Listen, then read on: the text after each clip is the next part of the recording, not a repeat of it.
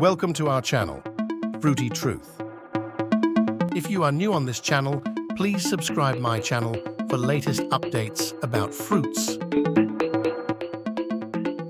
In today's video, we will inform you 6 professional steps to eat watermelon. So start video.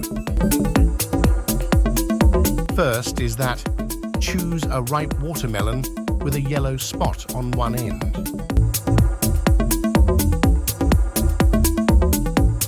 Second, rinse the watermelon under running water to remove any dirt.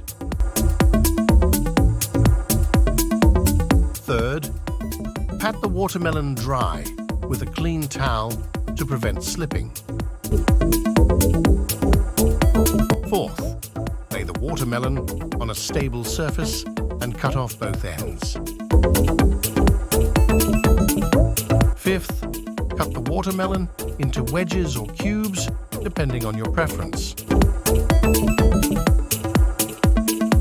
Last, enjoy your juicy and refreshing watermelon slices or cubes. If this video is informative, then like it and share it, please.